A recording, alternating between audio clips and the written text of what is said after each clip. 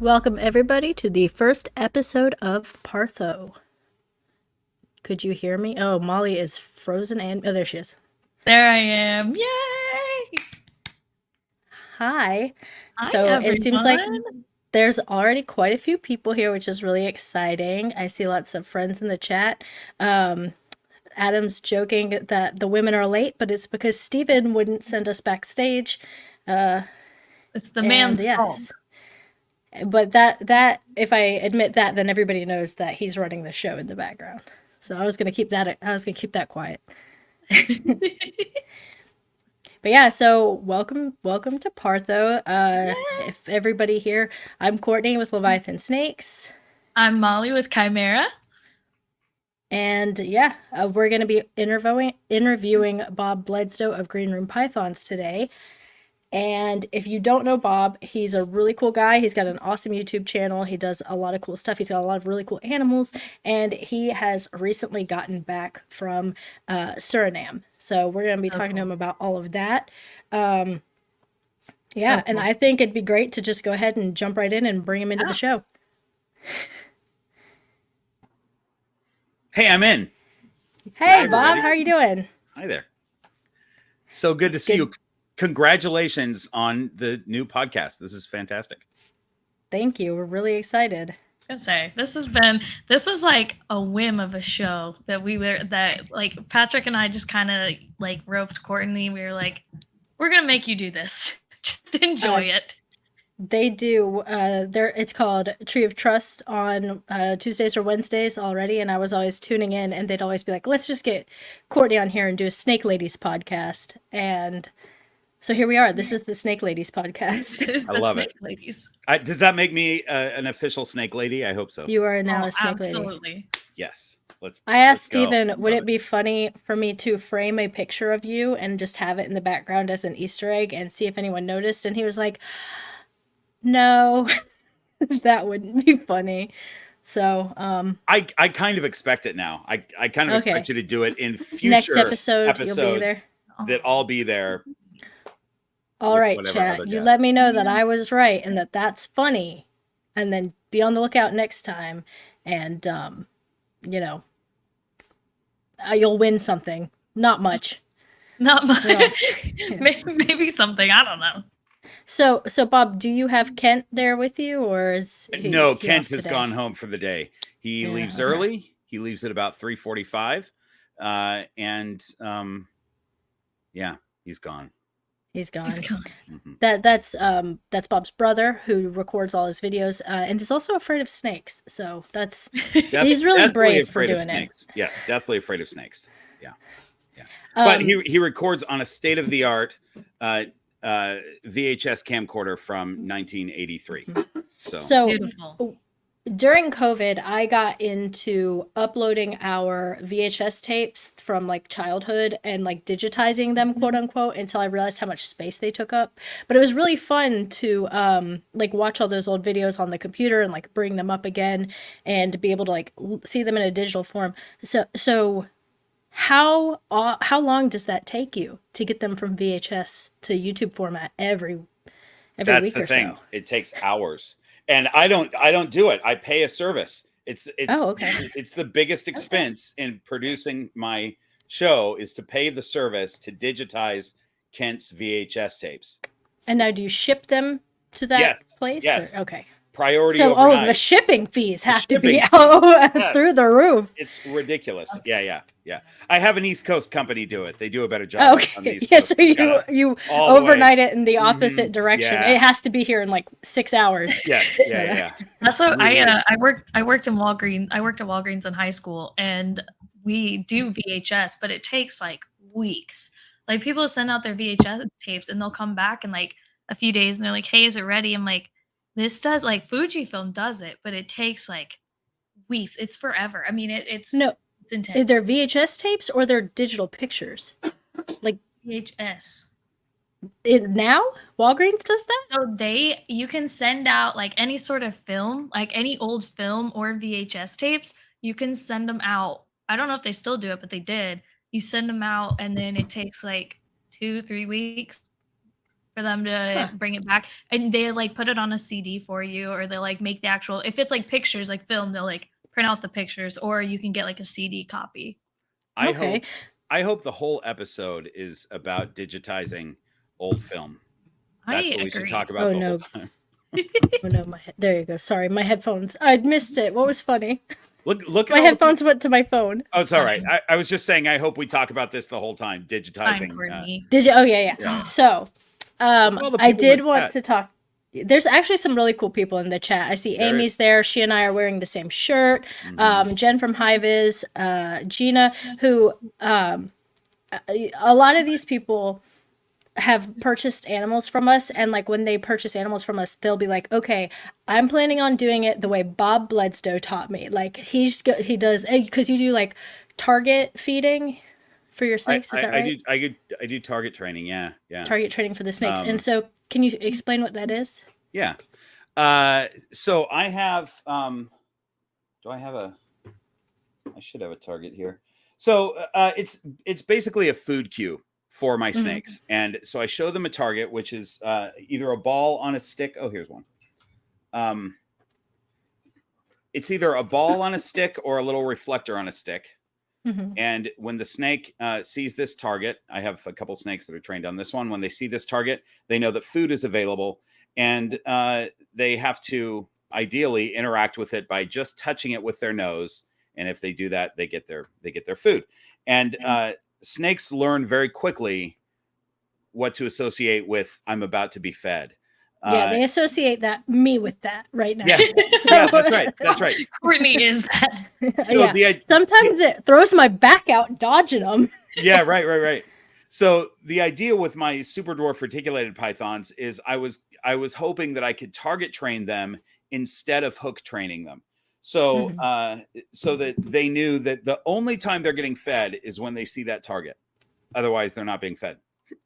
That has worked with one. I have two, and it's worked with one. When they see that, it's worked with one and did not work with the other. So they both are very well target trained. They know what to do, but I have one that still will strike at many things. So I had to hook train her also. Oh, that's super interesting.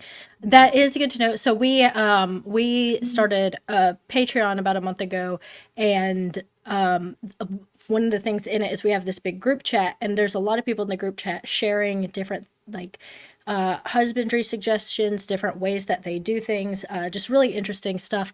And we have one guy who he uses like a putter, like to golf, you know what I mean? And that's how he opens some of his enclosures when he's got feisty females or something like that. Instead and of now a snake hook? Yeah, instead of a snake hook, he has a putter. And we have a hook, but I never use it. I'll open it with like open it like that, or like cuz you see and I just dodge them. Yeah. Steven will feed every like 2 or 3 months, and you can just hear him like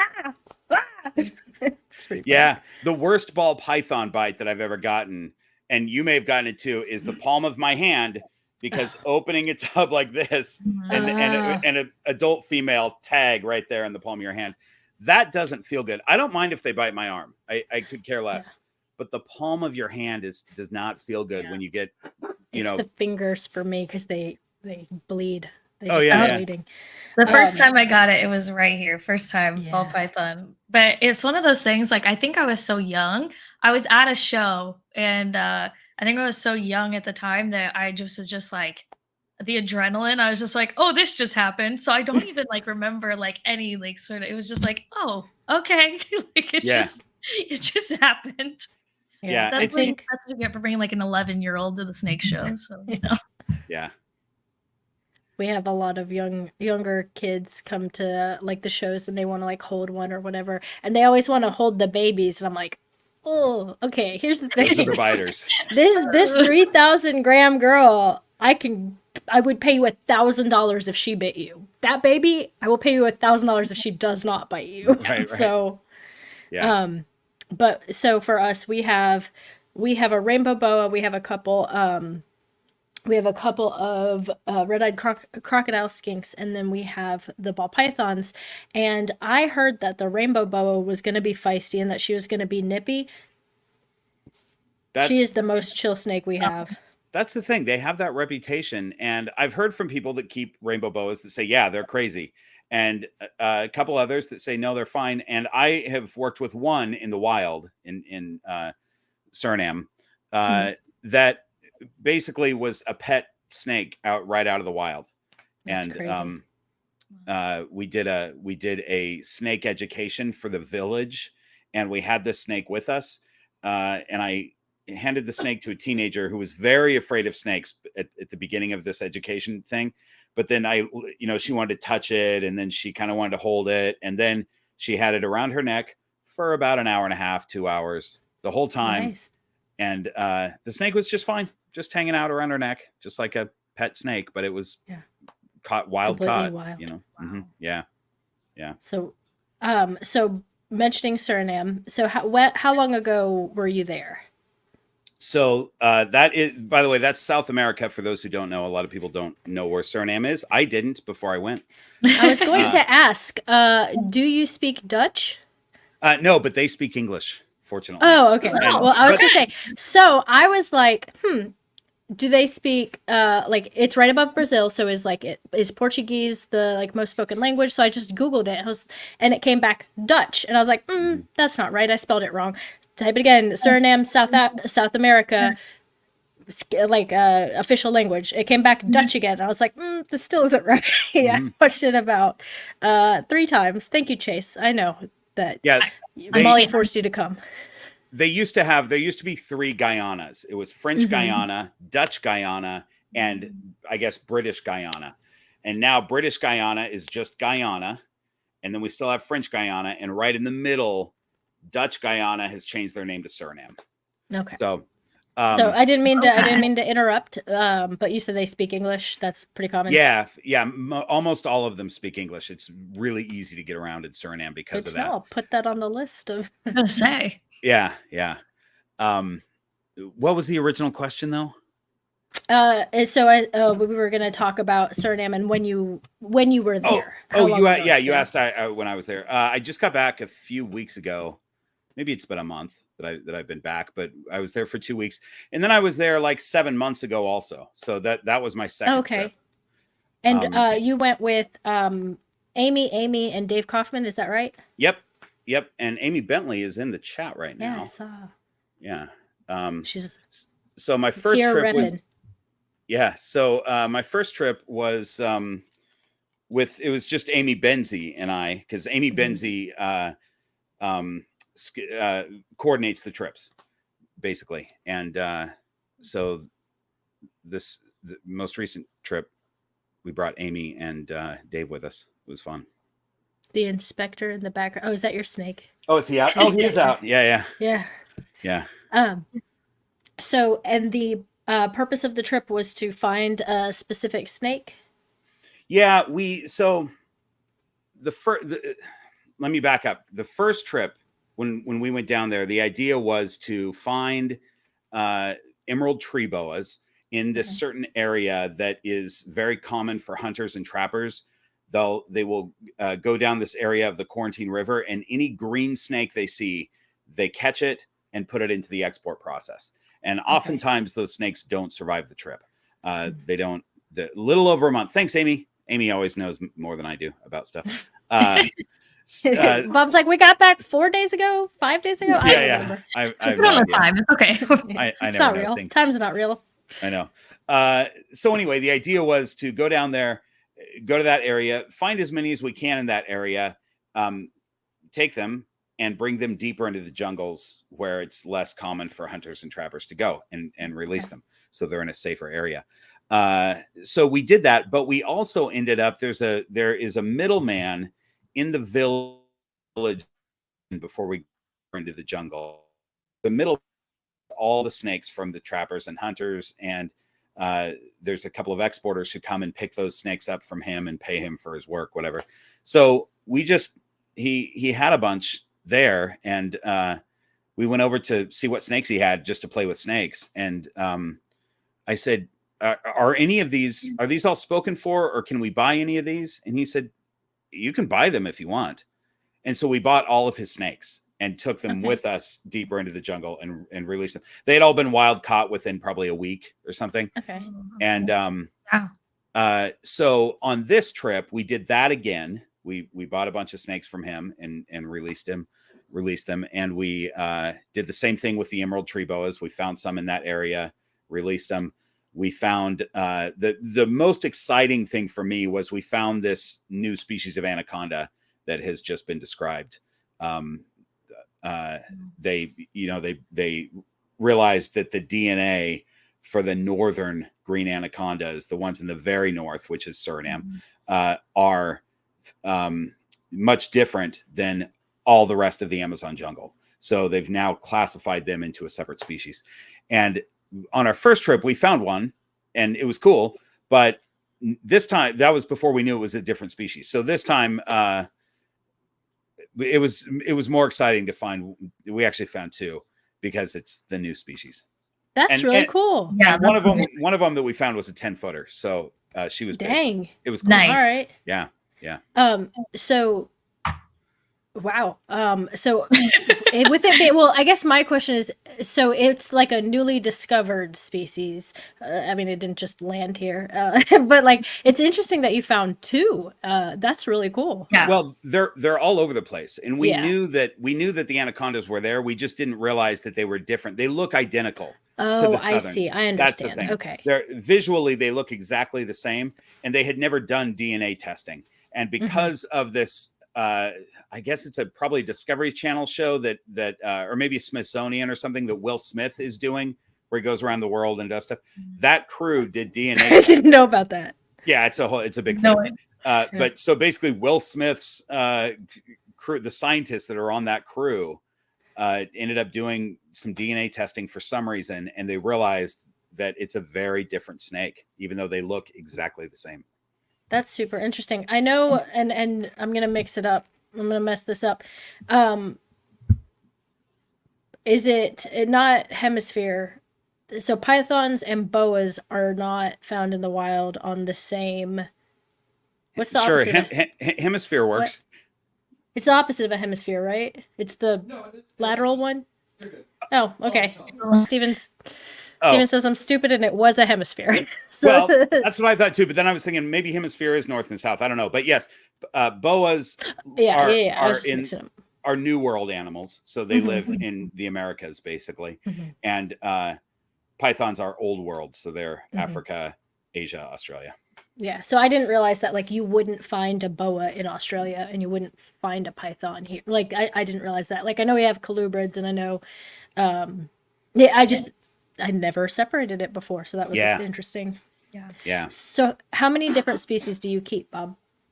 I keep 1, 2, 3, 4. Ken's not handing you the answer, or Amy should tell us. I think we'll wait. There's a little bit of a delay. Amy, how many animals does Bob have?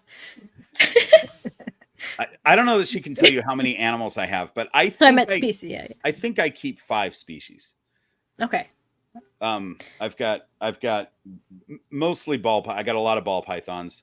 I've got some super dwarf reticulated pythons, black-headed python, pygmy python, and I have a boa.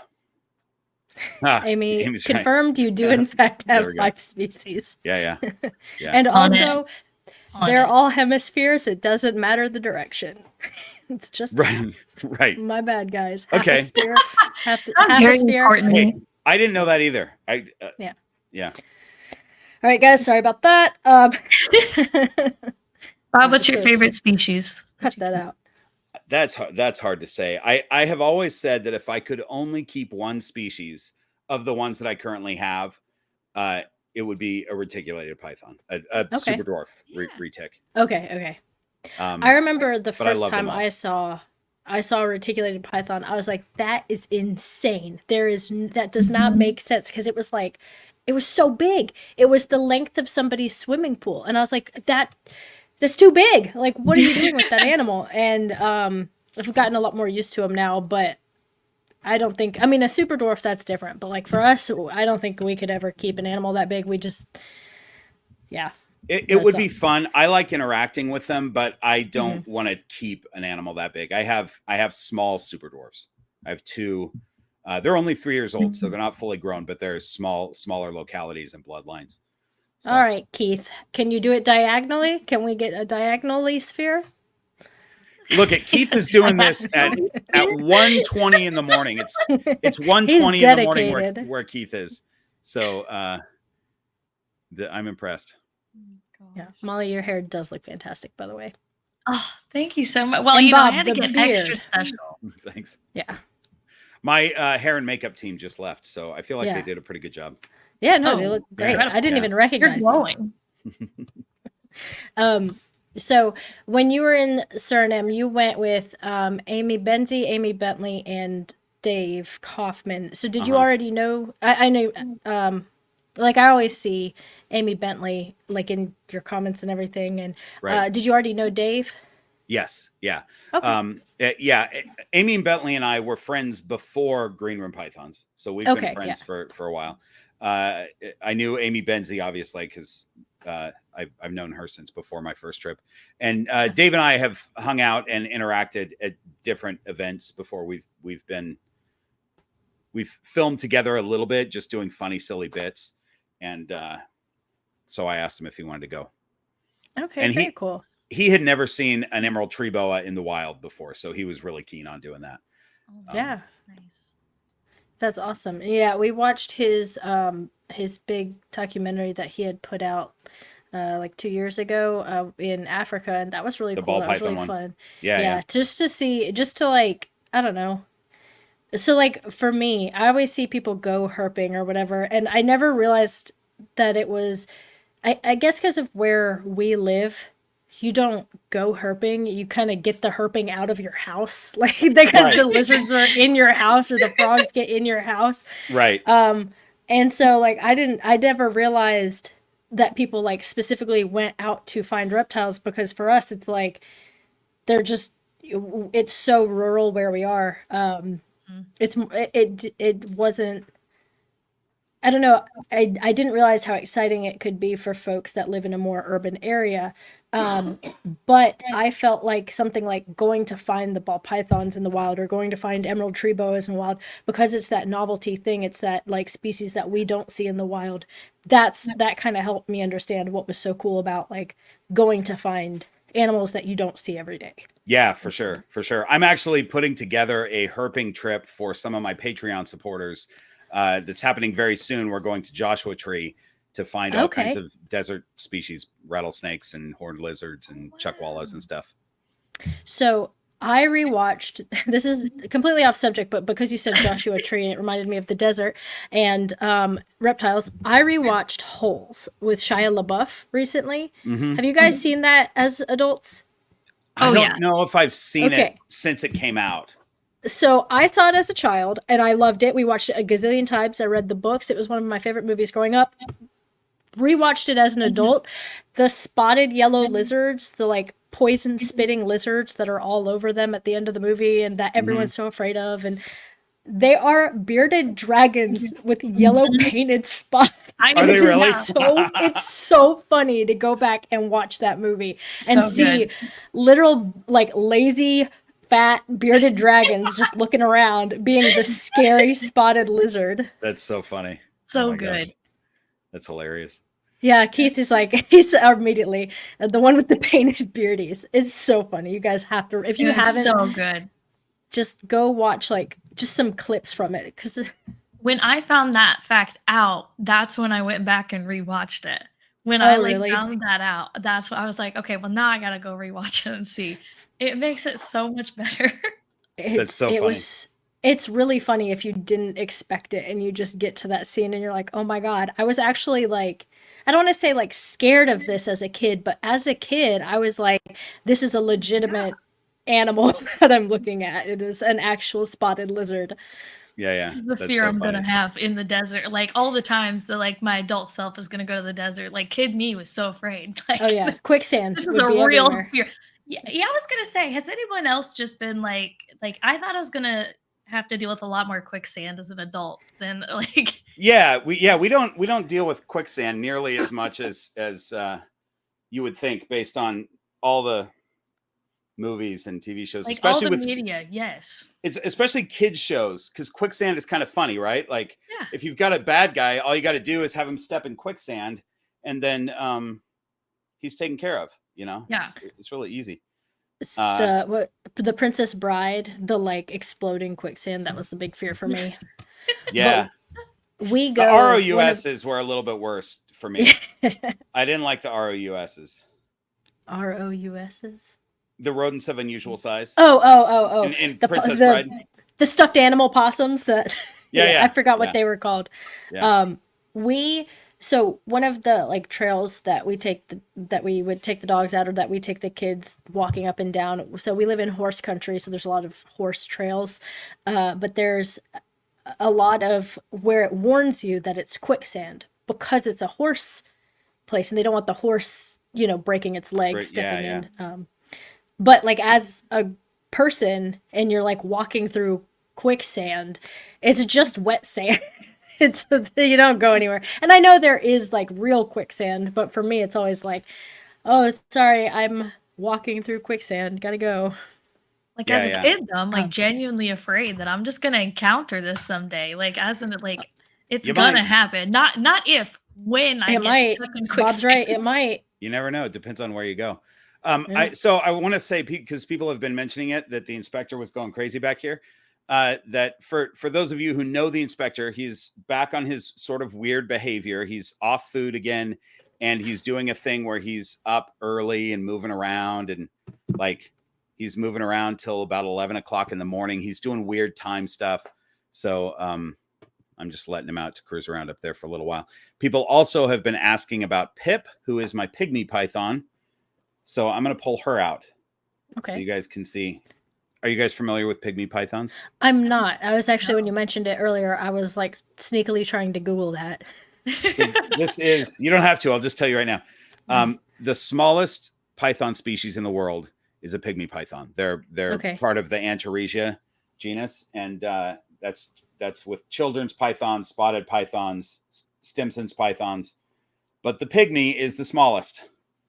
And Pip here, I pull her out with a hook just because if I reach in with my big fat fingers, I'll pinch her. So, hang on. I feel like one of those little kids right now at the like animal shows where they're like, "Here, kids, look at this." But I have this excitement right now. I love it. It's very exciting. She's super cute and really smart, and very well target trained.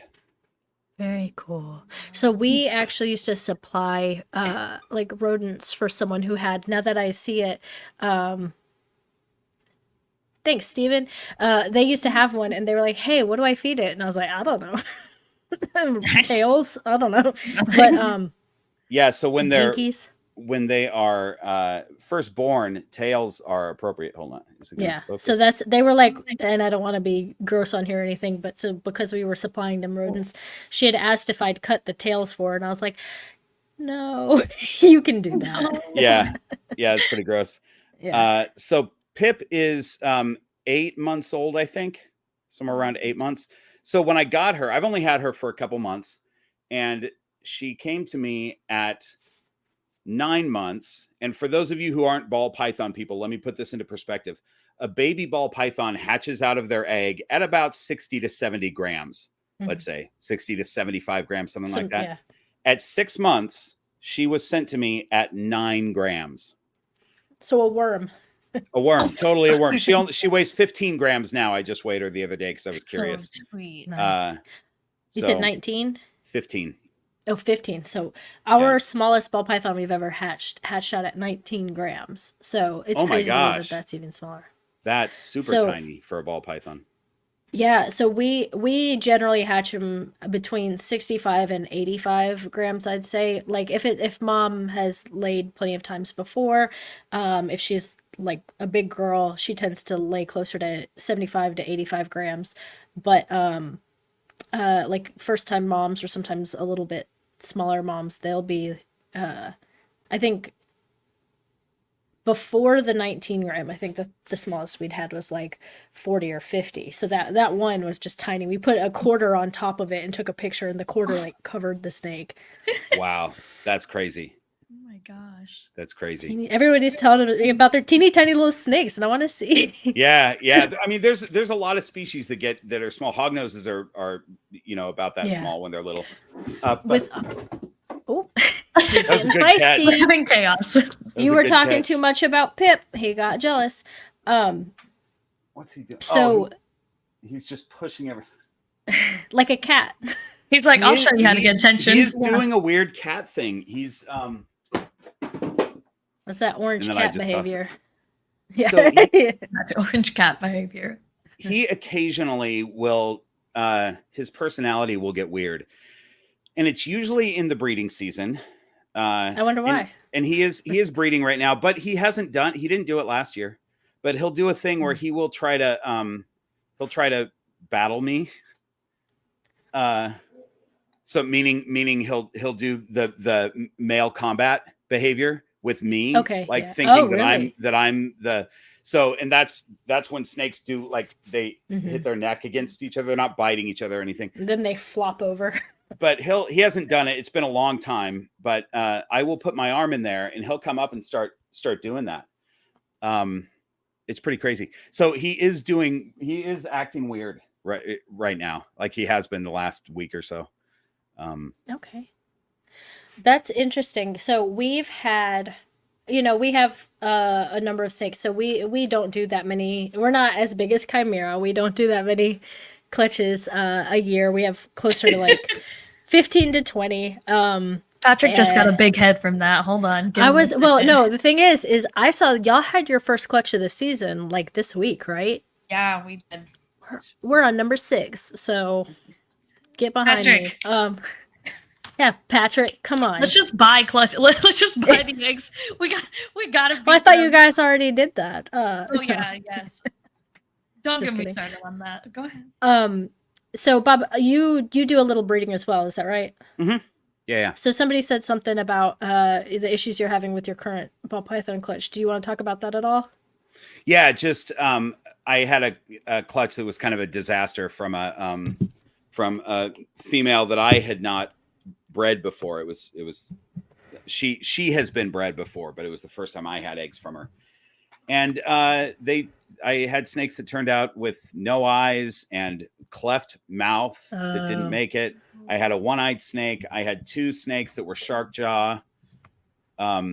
This is one of them. And then I got 2. I got 2 out of, I guess, 6 or 7 that turned out okay.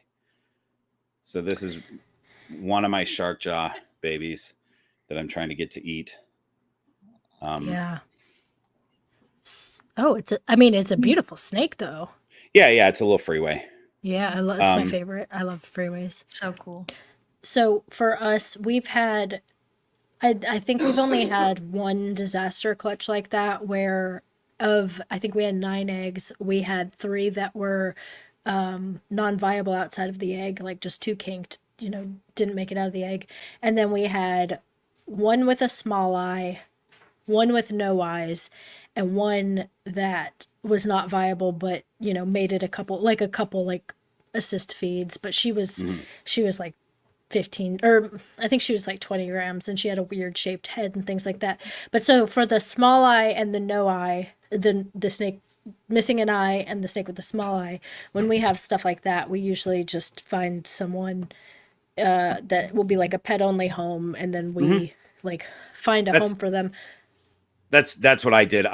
All of my snakes are sold to my Patreon supporters. They don't. Okay. My snakes don't go out of Patreon. But for the special needs snakes, those I just give them to Patreon, like whoever wants them. So I had a one-eyed snake that was eating fine and doing great, and I shipped that one off to one of my Patreon supporters. And then Will at CNC Python Factory offered to help with the assist feeding of the shark mouth babies. So I sent one to him and I kept the other one. So that's helpful. So we to like give them the chance, give them a chance to still have a good life. You're letting them thrive. Yeah. But the second time, when you have one that spits out an assist feed, boy, I'm like, I'm saving your life, you piece, you little. I mean, that's pretty common that You they little spit out jerk, assist get feeds. back in there. It feels like they're so ungrateful for I'm life. like, yeah, You're you little ungrateful. kidding me Get right that back now? in your mouth. I know. I know. So for this clutch, what I decided is that my assist feeds are going to be assist feeds. I'm not going to go further than just putting it in the back of their mouth, and then because I don't know if they're going to thrive or not. So it took this one that I just showed you spit out the first like 4 or 5 assist feeds that I gave her. She's 2.5 months old at this point, probably, and she's had 2 meals now. She took an assist feed a couple weeks ago, and she took last week's assist feed. So now she's taking them. So we usually after 1, sometimes after 2, they're good to go. But we had one who I assist fed her for 6 months.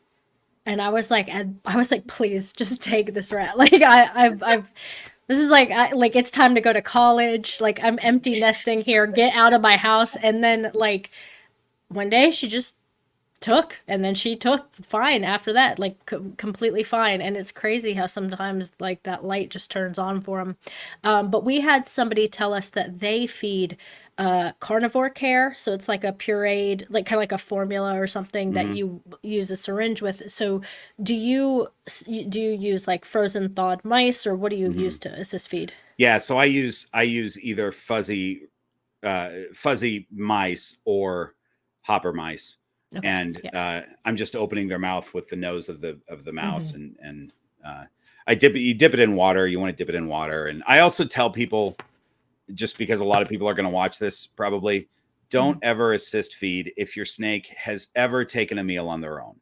If you buy a snake from a breeder and they don't eat for a month, don't assist feed that snake. It will eat when it's comfortable. So yeah, we only assist feed hatchlings, and they have to have missed. They have to have not eaten for quite a while and start to be like losing, like they've lost their yolk essentially. Exactly. Before we'll even assist feed. Yeah. I hate assist feeding, so this is really great info for Steven. Steven, are you getting all of this? Yeah, okay.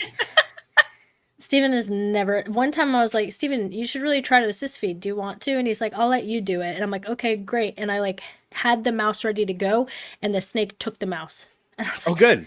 That's great. So that's great. Look, Steven, it's so easy. Just do that. Yeah. See, this is how you assist feed. You just give them the rat and they eat it. But we don't have to assist feed much. So you talked about your kind of disaster clutch. Do you know what may have caused it? Do you think it was? I think it was probably an incubator issue, even though when I look at my little Govee history of the temps, the temps in the incubator itself seem to be stable, but there could have been a temp spike within the box. It's also possible, I don't know the history of Kata, the female, and I can't get the breeder to respond to my questions. Gotcha. So I don't know. And do you have a homemade incubator or? No, I use a sea serpents incubator. So that's what we have as well, and we have started trying to keep like the eggs away from the glass essentially, because we're wondering if it's like, because we've noticed if we ever have eggs go bad, they tend to be up against that glass. So if we put an egg box in and it has like 2 rows, we'll only fill the row away from the glass on the tub that is like closest to the glass. So that's smart. Maybe I'll move. I have a clutch in there right now. Maybe I'll move them to the middle of the thing. I only have 1 clutch in there. So that was kind of just some advice we had gotten recently, because we noticed we had 2 eggs go bad and both of them were in that position. Since we've already had so many clutches this year, Patrick. But that's a good tip. So somebody had asked what's in the freeway. I don't know if they're asking about that specific freeway or what a freeway is. Freeway is the combination of yellow belly and asphalt. It's a simple combination of 2 morphs that look exactly the same. You can't even tell them apart in their individual, and they're also very subtle. It almost looks like a normal ball python individually. You put them together and you get that freeway. Yeah. It's pretty cool. Freeway and super asphalt are my favorite combos. And, so. and then when super asphalt's amazing. And then when you throw other morphs into the freeway, this girl's in shed, but you get Beautiful. a bunch of crazy stuff. So this is one of the ones that turned out normal. This is a spot nose, orange dream, maybe inchy freeway. So Gina in the chat, she bought, and so did Jen, both bought asphalt babies from us last year. And I love asphalt. It's my favorite. I think it's my favorite like gene that there is, especially when it's in like a super form or homozygous form. I love asphalt too. It's one of those things that I guess part of the reason I like it so much is just how subtle it is on its own and how much it brightens up the animal, and it's just something simple and I love it.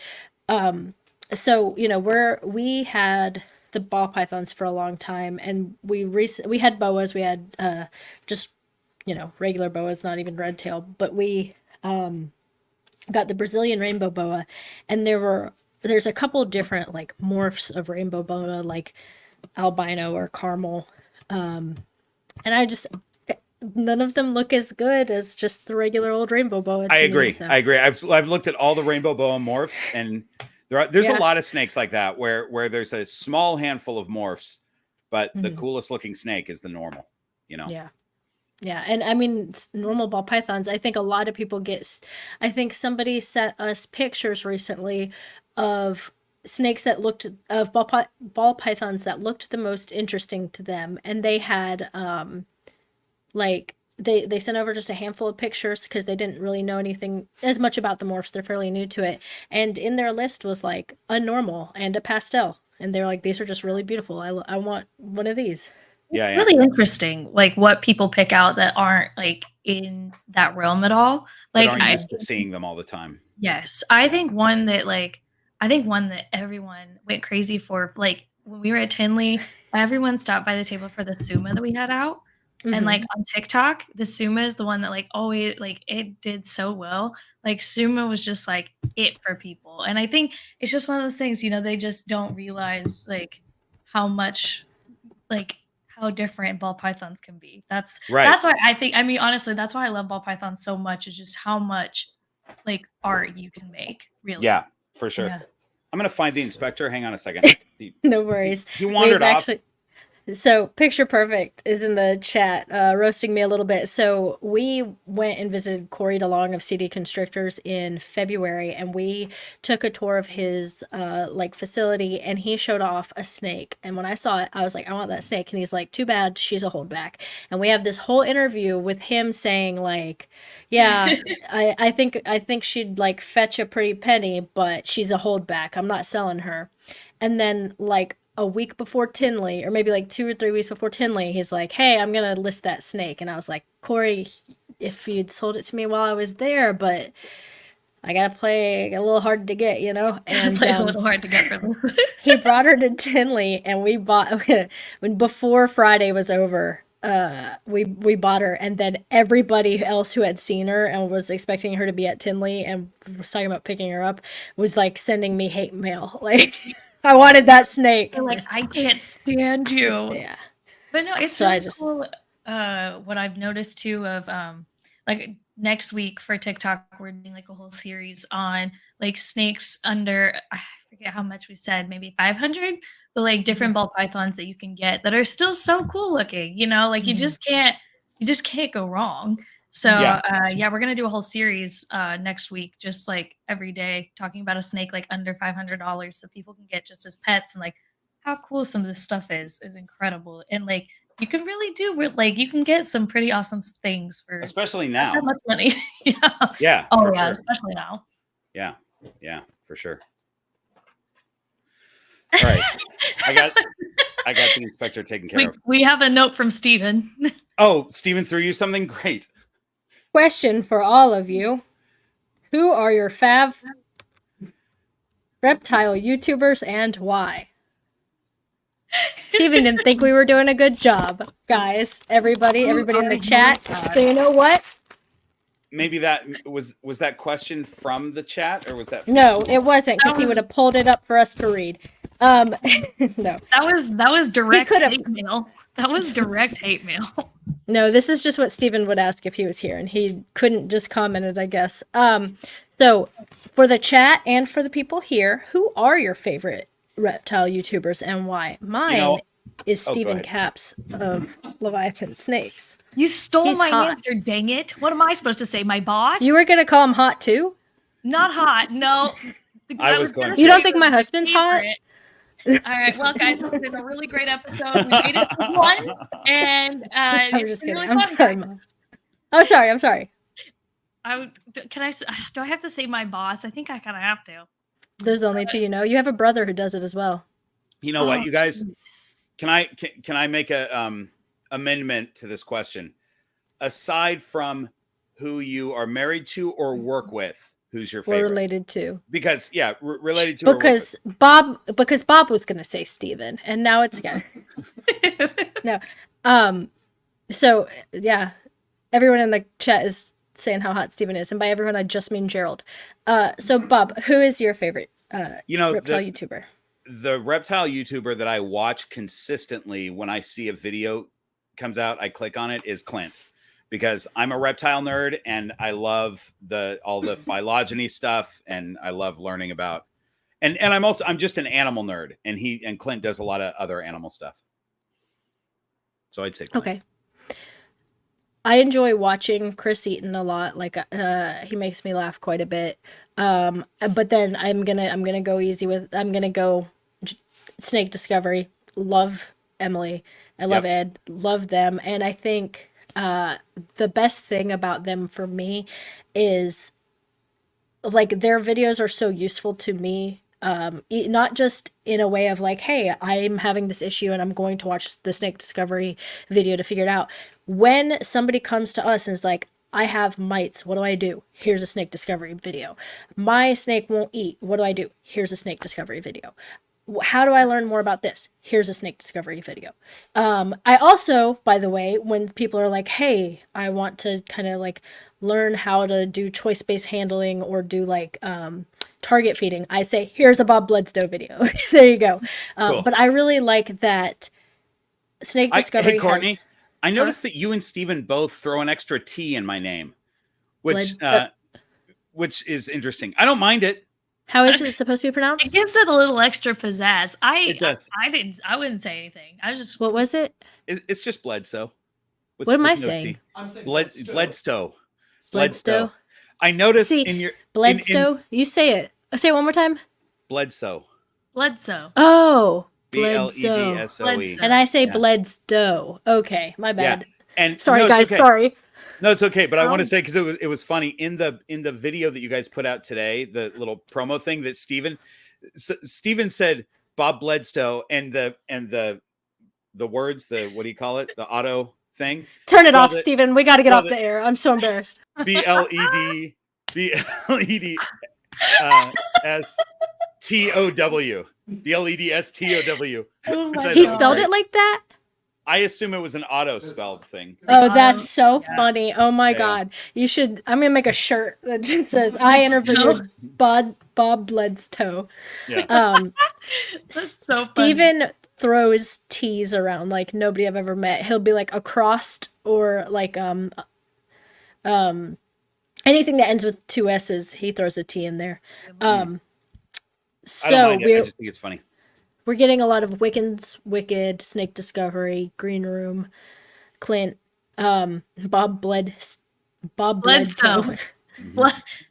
B. Great. Bob B. Sorry. Molly, who's your favorite reptile YouTube channel? I know said not who we're related to or who our bosses are, but really, I can't tell you that Chimera is not going to be my answer, but I do have to say I can't tell you how much I enjoy actually watching Late to the Mic. Like, it's not just for my job. I want Late to the Mic has been so fun. Like, even before I started working for Patrick, I was watching it every single week. Yeah, you were getting roasted in them too, though. That's true. Roasted, adored, everything. Adored, yeah. Worshipped. I don't know. Worshipped. One of those. Yeah, where is Troy tonight? but honestly, Late to the Mic has been like so fun to watch, and them growing, and like you said, snake discovery. And I think snake discovery is just so good for the industry as a whole and everything. Just the educational part of it, and then getting that audience, like getting that reach of people who really don't have an understanding of reptiles. Getting that. I mean, it's really awesome what they do. So for sure. Mm-hmm. But yeah, Late to the Mic, you just they're right there for me. Gotta get Steven's next question is, who is your least favorite reptile YouTuber? Chimera Reptiles. I'm just kidding. That's not what it says. But Bob, so he has a question on here that I was going to ask anyway. Could you talk a little bit about he used the word journey. I'm not a big fan of the word journey in this, but you know what? Hold on. Let's have Steven come pop his head in and say his question. Since he's using the word journey and you don't like it, I think Steven should use the word journey himself. All right, Steven, come use the word journey yourself. Plus, we want to see how hot he is. All right. All right. I can't hear anybody. You're over there. Oh, I'm over here. All right. So, good evening, Mr. Bob Bledsoe and Molly. But this isn't your show. Come on. You're right. All right, I'm hurrying. So what has been your journey of getting into reptiles all the way up to the point that you're in now? Oh, it's a good question. Now go back. All right. Thanks, Steven. He can't hear you, so No, I know. I love that he popped his face in. I was, it's a boring story because it's just like everybody else. I had reptiles when I was a kid and I've always liked them, but I've also always like soaked up as much knowledge as I could. And even during periods of my life where I didn't have reptiles or didn't have many reptiles, I still was soaking up knowledge and because I'm just interested in them. And then COVID hit and I decided that I would start breeding and start a YouTube channel. I've been wanting to do a YouTube channel and wasn't sure what I was going to do it on. And it just kind of hit me one day that this is probably the thing to do. So I did it. But so what year did you start your YouTube channel, your reptile YouTube channel? I'm in year 3. And so 21. So in 3 years, you've amassed about, 60,000, 59,000 followers? Yeah, we're just about to kiss 60,000, I think. We're very close. That's exciting. Are you like, when did it really start gaining traction for you? Was it right away? Has it been but like a steady climb, or? It did pretty well from the beginning, which was nice. I mean, it was a nice steady climb with no viral videos or anything that launched it. But really, I got a lot of traction. I did the snake discovery build off last year and got a lot of followers from that, a lot of subscribers from that. And so that gave it a nice bump. And then it's just been, it was like a nice steady growth, big bump from snake discovery, nice steady growth, so. No, I think, so we started our channel about the same time and we have a little over 5,000 followers. Our audience is specifically breeders. And so we're really stoked for 5,000 followers, but so excited for you. Cause I remember, I think one of our first Instagram lives that we did before we even had the YouTube channel was with you. That's right. And that's before Reels were a thing. And so it was just the regular square YouTube thing. And it was just great to chat with you and talk about snakes and talk about, I think, because you act as well. Is that right? Mm-hmm. And is it, I know you do comedy. Do you do stand-up or is it? I do. Well, yes and no. My background is stand-up comedy, and I used to tour comedy clubs and colleges and stuff. And now I tour just festivals. I do Renaissance festivals and pirate festivals and stuff. I wrote an in-character show specific for those festivals, where it's basically stand-up comedy, but in character. It's nothing that I would ever do at a comedy club, but it's that. And then I juggle flaming battle axes, and I have these chainsaw blades that I set on fire and juggle those. I juggle men. Yeah, you do. Yeah, you do. I just want to make Steven laugh. Bob, you were so very interesting. Like, I just want to hear about your whole life. Like, you started, you're like, yeah, there's also like chainsaws and like, there's like all this. I'm like, oh my God. So yeah, Bob, go ahead, I just light dangerous stuff on fire and juggle them in this comedy show that I do at Renaissance fairs. It's very silly. I wear a kilt all weekend. Last weekend, I was wearing a kilt and I got to march around and be loud. And you weren't, that wasn't in Fairdale, Georgia, was it? You were out here in Atlanta? No, I wasn't. Because there's a Renaissance Festival in Atlanta that we were at last weekend. Oh, nice. Yeah, there's a lot of them going on right now. This one was in Central California. So I know that group, they were, I think before Georgia, they were in like Arizona. So they go like all over the place. I didn't know if you ever traveled for it. So do you perform or do you just partake? No, I have a stage show. I have a okay. Comedy. Oh, so you actually I'm sorry, I misunderstood. I thought you were just out in the crowd juggling fire. No. It's a full stage show. So if you go to the festival, I'm on one of the stages doing an act. It's some guy in like stand-up comedy, but then it evolves into juggling silly, ridiculous, dangerous stuff.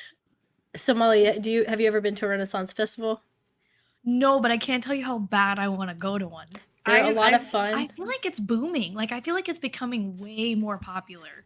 And after COVID, I think people had to go so long without it that like right after COVID, you couldn't move when you went. So Molly, if you ever go to one, get there right as it opens because that's the best time to be there, honestly. Can we go to one, Courtney? Can you and I go to one together? Can we dress as winches? I really want to. There's one. We asked Chase if he wanted to get dinner while we were down there, and he said, "Who is this?" And he hung up. Yeah, I heard he told me, he was like, I just got the weirdest call from this random person. And so he was really nervous. So I can't believe you did that to him. Mm-hmm. Steven thinks he's dreamy. So maybe he was just babbling. No. Yeah. Anyway, so no, we love Renaissance festivals. They're a lot of fun. And it's really cool that you perform at one.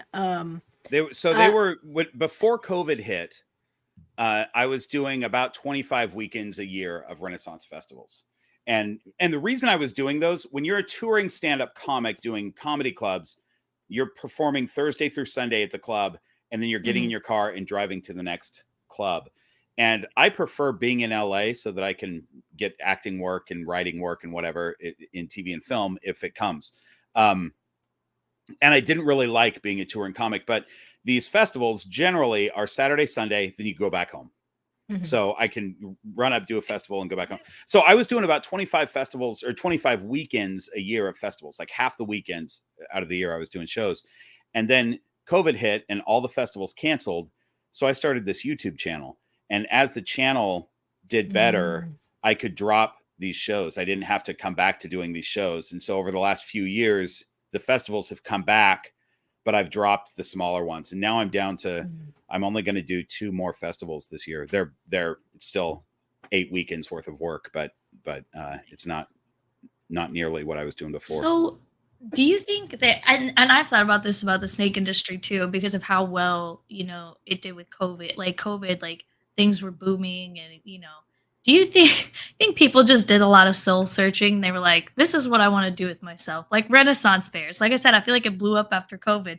And then snakes, like, do you think there was just like that soul searching that someone was like, I found my passion now? They're like, I think some people did. I think some people used it in a positive way for themselves, but we also know of all the stories of people who just got depressed and sat on their couch during all of COVID, which is really unfortunate.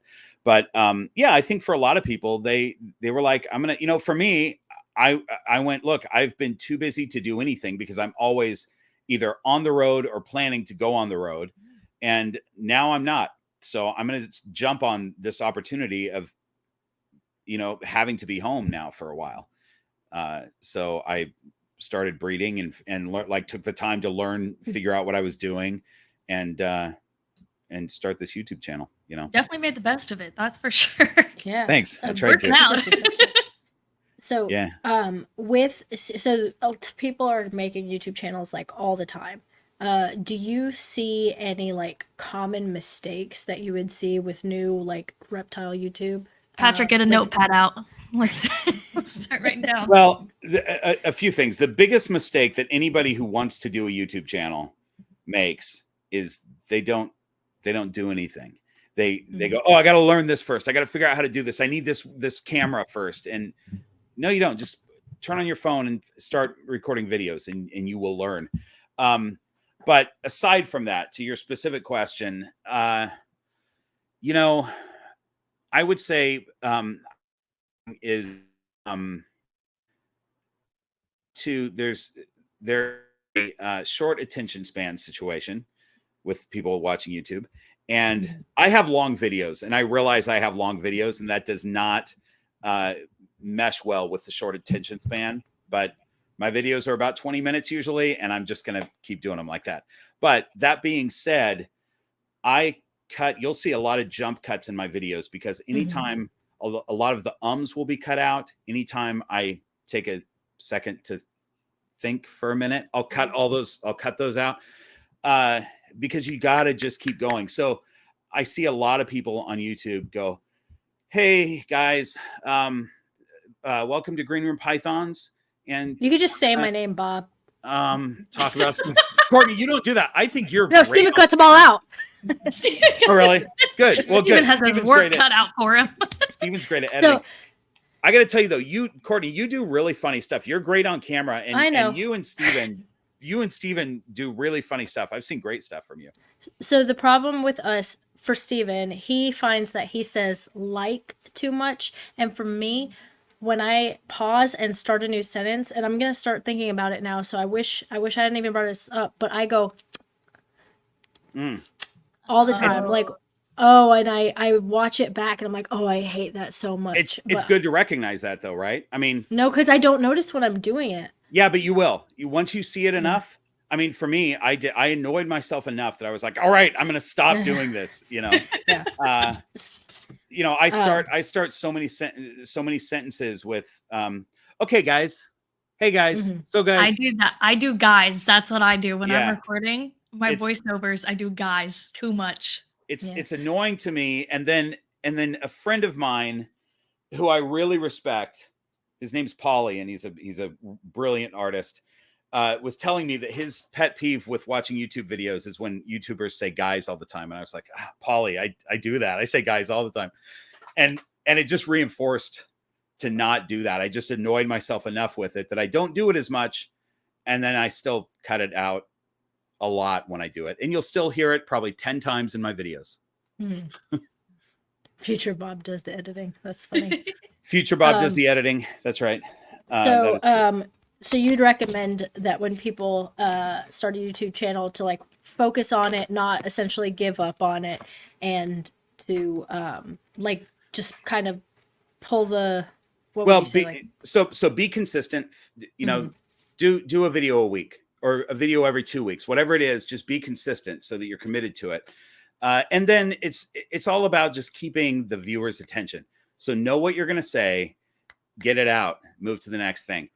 Edit, you know, in your editing, when you're editing, you can cut stuff out, but also just in your speech, when you're talking, edit yourself to the point, you know, just get to that point of what you're trying to say, and then move on to the next thing.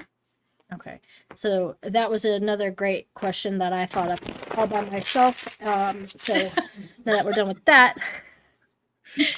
Wait, was that one that he just threw you and you just tossed it? No. Oh, okay. All right. No, that was on the first list that he threw me. So, Bob, when you were starting at the beginning of COVID, who were your mentors and influences? Oh, I was watching all the channels. You know, I was watching a lot of breeder channels. I was watching. I like Rob from Royal Balls. I watched his stuff a lot. I watched Balls to You. That's Gavin in the UK. I was watching Justin and Garrick DeMeyer, all these breeding ones. Oh, I love Garrick. But then also I was watching just regular reptile YouTube stuff, Wickens and Clint and Dave Kaufman, you know. So, I think one that I found pretty early on was Go Herping. And I know he quit doing it and stuff like that. He had some that some that were really interesting and taught you a lot.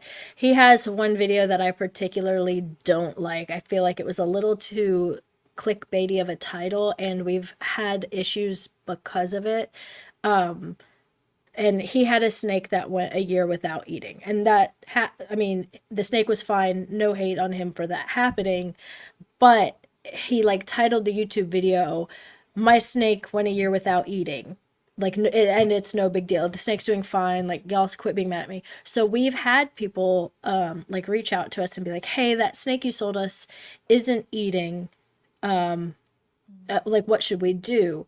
We're starting to get worried." And you're like, "Okay, yeah. Could you remind me who you are? Like, when did you buy it?" And they're like, "We bought it in October of last year." And I'm like, "Okay, and when did it stop eating?" And it's like, "Whenever the last time you guys fed it. They haven't eaten for us the whole time." And you're like, Oh my gosh. It's been that was like not even a year-old snake, and it's been almost a year. Why are you just now reaching out? And they're like, "Well, I Googled it, and I saw this guy said that snakes can go a year without eating." Oh my gosh. And you're like, "Oh my God." Like, I get what he was trying to do, but that one, Unbelievable. I wish it was a little more, I wish that one was a little more clear, that was like a very much adult snake that had been, I don't know. Yeah. That one gets me. But he did have like a really cool, like, when I first started watching him, he had a really cool like boa video where they picked up a boa from like an old high school or something, and it hadn't been on like heat or anything, and just kind of getting her from being super bitey and defensive to like a very like easygoing boa. So Yeah. Somebody, that one. So that's a good question. Somebody just asked me that in my last live stream, and I was trying to think. My answer was, because there's tons of animals that I want, but what could I reasonably keep? Like I could say, a Boelen's python, but I can reasonably keep a Boelen's python. I don't have the room for that large of a snake here, but I love rough scale pythons, and I don't have a rough scale python, and I would like one. I will, I'm sure, have a rough scale at some point. That's pretty amazing. I didn't even know what that is. Yeah. Rough scale python. Let me tell you about the rough scale python. I won't take long, but it's a great story. This is an Australian snake. It's basically looks kind of like a green tree python, except it's not green. It's just brown. And yeah, right. It's just a brown snake. But here's what's cool about them. First of all, they have great big piercing blue eyes, like the color of Molly's shirt almost. Maybe that's an exaggeration. Eyes. Oh, maybe Molly's eyes. Maybe it's closer to Molly's eyes. Okay. But piercing blue eyes, really beautiful. But they were just discovered in this small area of the Kimberley region of Australia, like in 1991. They were discovered. Nobody knew that they were there because they only live in this little region. And they have extra long teeth, like super long. And okay, I don't like that description. And they were and green tree pythons have very long teeth also, but these have a little bit longer teeth. And they were thinking, they must be grabbing birds. That's why they got to get through the feathers. But then they discovered that there is a rat or I don't know if it's a rat, but it's some sort of rodent that also only lives in that Kimberley region that has adapted to, if something grabs it, it will slough that part of skin off. That's pretty gross. I know, pretty gross. But this is what they've realized is that this is an evolutionary arms race between this rodent and the rough scale python to develop skin that just sloughs off and grows back. And so the rough scale has to grow longer teeth to get through the skin directly into the body so they can hold on to the thing. It's fascinating. Yuck. That is so cool. That's insane. So here's the other thing. Let's go back to Suriname really quick. When everybody talks about the emerald tree boa, they have super long teeth. The longest teeth of any non-venomous snake is the emerald tree boa.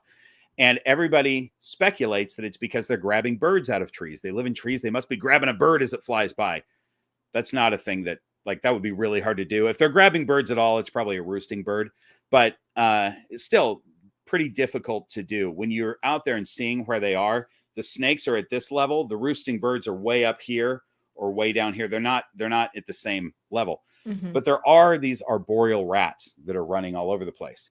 And one of the exporters that we know told us on my last trip, the trip before this one, that the stomach contents of these emeralds are usually these arboreal rats. He says occasionally they find iguana, occasionally they find birds, but it's mostly the arboreal rat. And he says that the rat has skin that sloughs off. Stop it. Oh my God. I thought we were moving away from that. So it's convergent evolution. Can't get away from the skin, Courtney. An emerald tree boa and a green tree python have convergent evolution in that they look almost exactly like one another and behave the same way. But this is convergent evolution with, you got a snake that's grabbing you all the time. You're going to develop something. This is a completely different rodent. So we got one.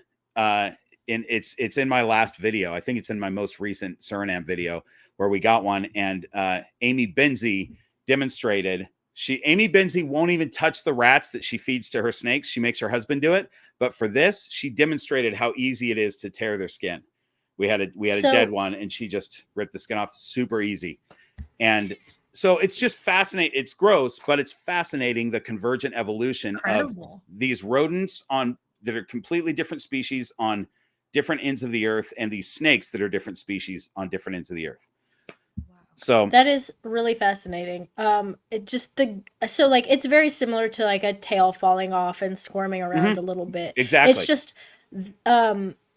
I know about the tail falling off, and it makes sense to me. And I've never heard of their skin slothing off. That's such a disgusting and having extra. I don't know if you know this about me. I hate teeth. I hate descriptions of teeth. Oh, Thanks, really? Steven.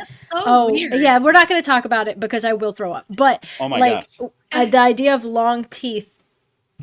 Okay, we can move on. How are you a dentist?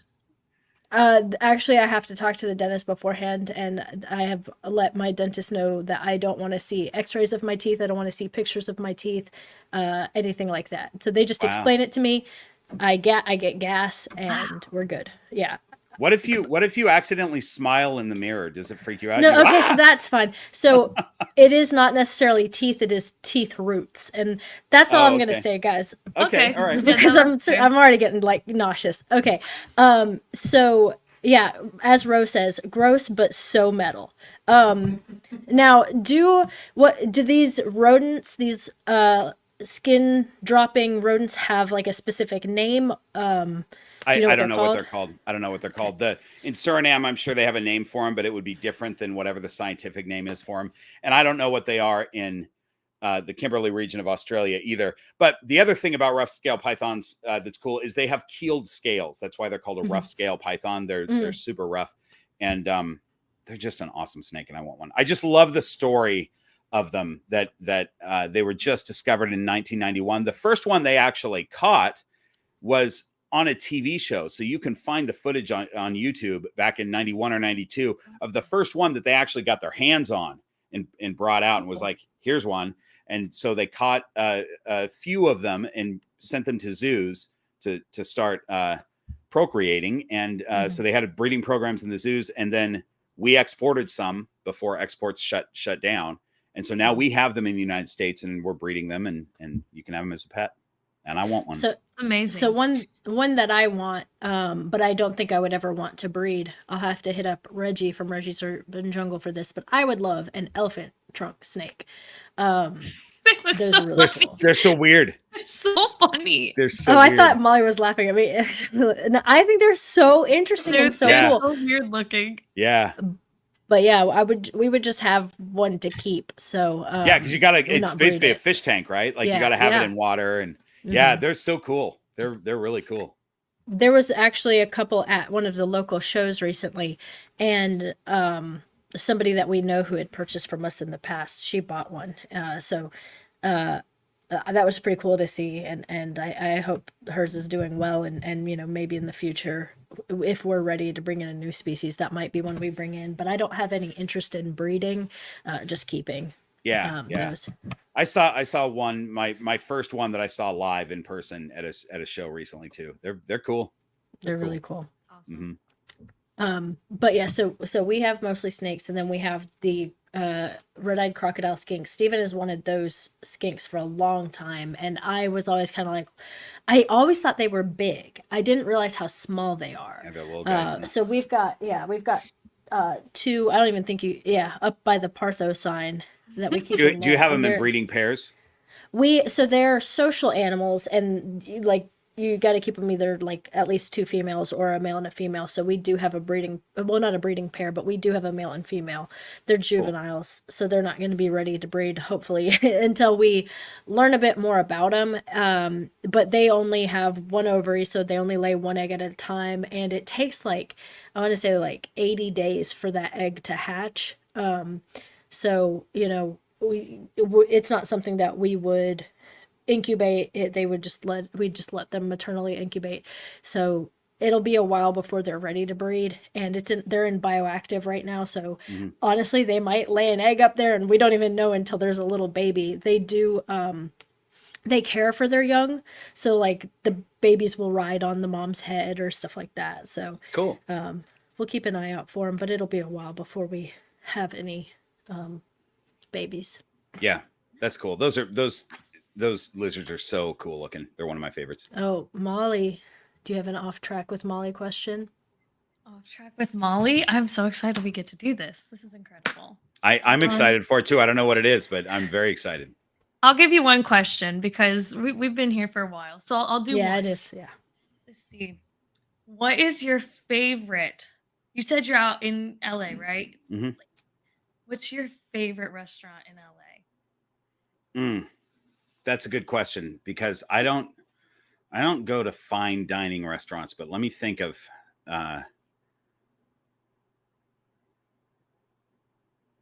my favorite Indian restaurant closed down, so I can't even say that one. That would have been my answer because I love Indian food.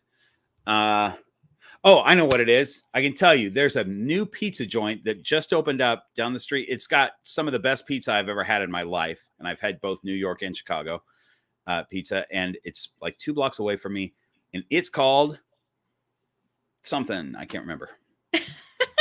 I'll say it if I remember the name. It just opened up, and I've eaten there 3 times probably. Oh my gosh.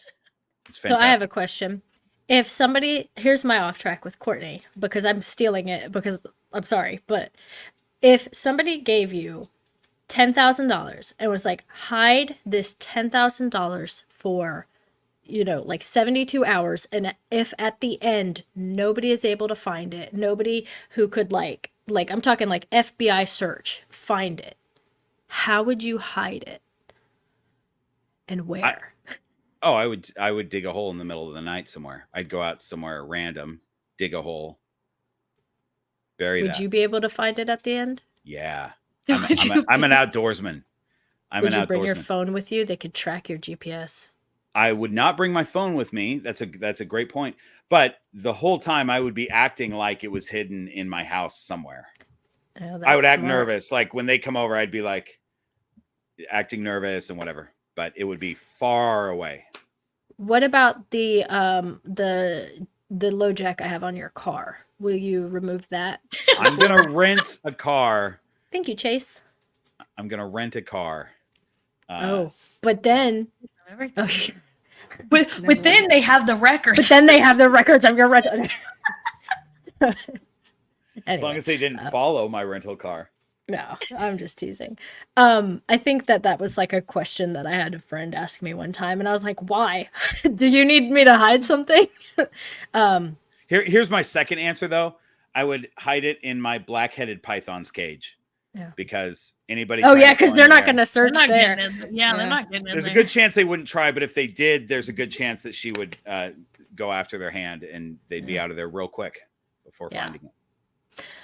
So thank you, Chase. That is our first ever super chat on this. Well, I want to say this channel, but on the Partho show. We appreciate that very much. And such a nice compliment. And the compliment. Yeah. Gerald says he'll hide my money for me, so I'll just export nice. it to Canada, because I sent Gerald a t-shirt like patches and a t-shirt, and I had to fill out a customs form. I'm sure $10,000 in cash will be. That'll go over well. Oh, thanks, Jen. Jen's so nice. She love is. Jen. She's sweet. Oh, and so I will say we were hoping to keep this at about an hour, so I think we're probably going to start wrapping up here shortly. But I do want to plug a couple things. Number one, I want to plug Bob's channel, Bob Bledsoe. Everybody here, Bledstoe, Bob Bledsoe. STOW. TOW. So, sorry, Joel made me laugh in the comments. Sorry, I'm reading the chats now. So please go to Bob's YouTube channel, Green Room Pythons. Give him a follow. He's on Instagram as well, and he has absolutely fantastic content. I'm pretty sure most of the people in the chat are already coming from his channel, but if you have not followed him already, please go follow him. Molly from Chimera. There we go. This way.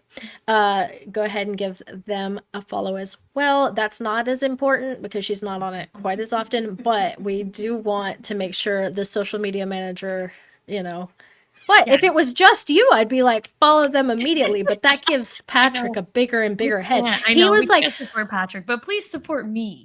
Patrick was like, oh, let's do this Partho thing so that I can have my Wednesday nights free. And number one, he went live tonight. And number two, he's been nothing but trash talking in the comments. So what is this? But yeah, he's just jealous because he's not our first guest. Can I ask a question about this? Yes. If I were to find Chimera on YouTube, I would put in the word Chimera and I would get so many things. Chimera Reptiles. That's it. That's what you got to say. Which I think you might still get a lot of other searches because, Yeah, because we are because that's a cool thing. Reptiles on Instagram, TikTok, YouTube, everything. Bob, do you have a TikTok? Oh yeah, TikTok. Oh yeah, so follow Bob on TikTok and Instagram. Thank you guys all for all the super chats. Gina, thank you. GSXR Therapy. I had to make sure I got all of those right. What morph, Bob, can you not wait to get? Well, there are other species that I want. Right now, I have more morphs than I need for the space that I have. So I'm working with Clown and Pied, and I might have my first Sunset Clutch this year. And that's exciting. I've got a bunch of and Ultramel, and then I've got a ton of incomplete dominant morphs. So I don't think I need to jump into any morph projects for ball pythons, but probably other species I might branch into because I like working with these other species. Bob, do you like that Courtney could say the long name, but she can't say Bledsoe correctly, but she can get all those letters in correctly? How does that make he doesn't have enough letters. I'm adding some in. Just one other question. Tracy asks, are you planning on a trip anytime soon to come to the Northeast and visit Nerd? I think Gina would like that as well. And thank you so much, Legacy. We are very happy to have you here. I am not currently planning a trip. However, I do really want to go and see Nerd. And so I'm sure I will, but I have a number of trips planned for this year already. And Nerd is not in the cards for this year, but I do want to go. Hi, Des. Good to see you. Oh, I think Courtney got muted. No, I know. I was talking to Steven. Thank you, DSU MASUKU. You know what? Don't even try and say it. I just call him Des. I just say Des. Thank you, Des. We appreciate that super chat. I was trying to tell Steven to highlight a specific comment, but he didn't do it. So somebody commented a ton of letters. JKMMM KKMMX. That was from Keith. So those are all the letters I'm going to start adding into Bob's name going forward. Thank you, Keith. Perfect. Look, it's what, almost 2:30 in the morning for Keith, and maybe he's drunk. Maybe he just fell on his keyboard. He might have just passed out on his keyboard. So that was a question I had because people are starting to talk about shows. Bob, do you go to reptile shows? And if so, what is your favorite? Yeah, I have videos from Pomona that I do. I do a lot of the California ones. I've been doing a thing at these reptile shows lately where I bring my snake babysitter. When I'm gone for more than 5 days at a time, I have my snake babysitter, Lucy, comes in and changes waters and such. And she has been going to the reptile shows with me, and we play reptile show bingo. And we just randomly come up with situations, or some of the things are reptiles, but a lot of the things are just weird scenarios, like find a guy with a beard longer than mine. If Lucy gets bit by something, just different things. And we've been going to Pomona together, and those have been popular. But I believe I'm going to Tenley with Amy Bentley, right? Oh, I was going to highlight that comment, October? And I can't. There you go. Yeah, so Amy and I believe, are going to Tenley in October. And if you ask her nicely, maybe she'll do her makeup like she is. I hope so. I just assumed she did that all the time because it looks fantastic. Amy is a belly dancer at Renaissance festivals, and she is fantastic. Her group is great. Love that. Thank you so much, Erica. I'm glad you had a lot of fun. Erica's great. Erica's going herping with us in Joshua Tree with my Patreon group. Yeah, awesome. We're gonna have a good time. So cool. All right. Well, again, I'm gonna sorry, I got a little off track because I was having such a good time. You've been such an awesome guest. Great.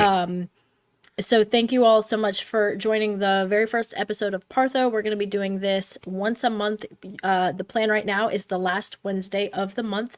I believe our next guests are going to be Katrina and Ro from Inked Lady Morphs. And if you don't follow them, they do a lot of really fun, funny skits on Instagram. And I'll talk more about them in the future because tonight's Bob's night. And again, if you don't follow Bob already, go to TikTok, go to Instagram, go to YouTube, Patreon, OnlyFans. Not OnlyFans yet, but I'm formulating some ideas. Keep an eye out for the OnlyFans. And same, obviously, if you're on our side, follow Chimera. If you're on Chimera's side, come follow me. All right. Yeah. I need to get some followers over here. Steven has too big of a head thinking they're all for him. But we really appreciate everyone who has come out. Definitely leave some, comments, chats. Let us know what you'd like to see in the future. We want to make this a lot of fun for you guys. We want to make this something folks look forward to every month. Yeah. This was really fun. Thanks for having me. This was a blast. Yeah, thank you. And everyone, if you don't have anything else, you can head over to Chris Eaton's channel. He is interviewing Sean Bradley tonight. So I believe that started at 9. So if you guys want to head on over there and give him a view, tell him we sent you. All right, guys. Everybody have a great night. Bye, guys. Bye, everybody.